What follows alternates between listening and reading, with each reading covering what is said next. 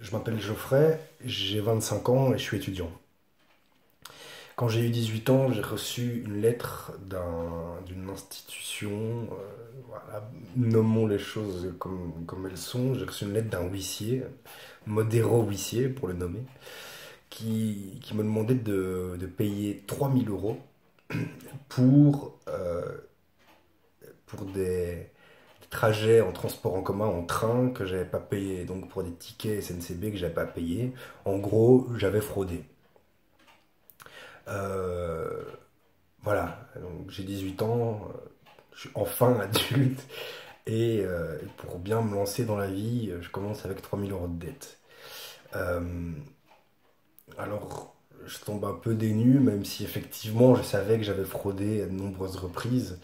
Voilà, 3 000 € d'un coup, c'est quand même une sacrée somme. Donc, quand j'avais 15 et 16 ans, j'habitais à Bruxelles et j'allais à l'école à Braine-l'Alleud. Donc, je devais prendre le train tous les matins pour me rendre à l'école.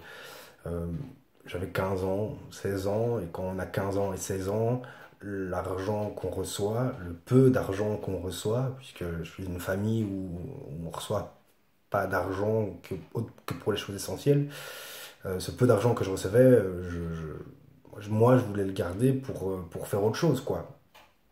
Euh, j'ai commencé à payer 50 € par mois. Euh, alors, ce qui est absurde, c'est qu'au moment où je commence à payer, euh, l'argent que j'ai, il me provient d'une aide sociale, donc du CPAS, qui me fournit une aide pour pouvoir me permettre de faire mes études. Euh, et, et- et donc, l'argent avec lequel je paye ma dette, donc la dette qui est due donc à la SNCB, donc Service National des Chemins de Fer Belge, hein, donc une société publique. Donc cet argent pour payer ma dette, je le paye avec de l'argent qui est lui-même public. Aujourd'hui, je suis encore en train de payer, je paye 40 € par mois et je vais devoir encore payer pendant 28 mois. Voilà, donc j'ai encore plus de 2 ans devant moi et j'ai 25 ans. Voilà, il y a quelque chose que je comprends pas, il y a quelque chose qui est pas clair, et quelque chose que je comprendrai jamais, puisque ces choses, j'ai l'impression, sont faites pour rester incompréhensibles. C'est-à-dire que pour le commun des mortels comme moi, on se débrouille comme on peut, on essaye de les appeler, mais on comprend jamais vraiment rien. Et si maintenant on paye pas, ben, on sait que l'huissier vient chez toi et qu'il prend tes meubles, quoi.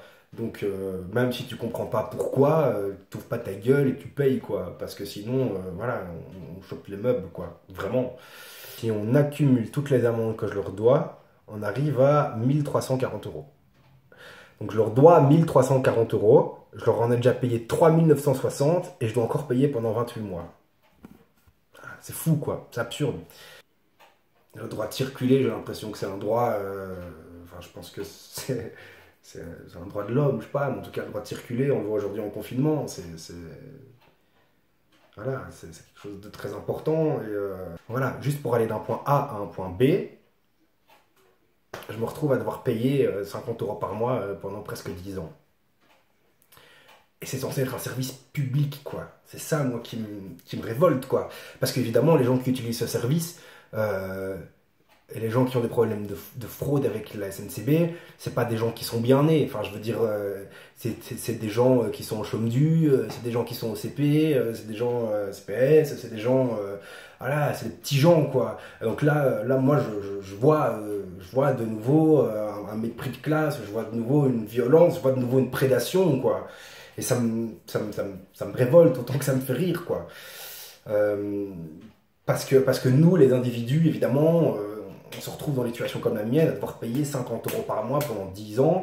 En face de nous, il y a des gens qui, via les paradis fiscaux, se permettent de ne pas payer des milliards et des milliards par an, et eux, ils sont intouchables, quoi. Et donc voilà, moi, c'est un truc ça me révolte profondément.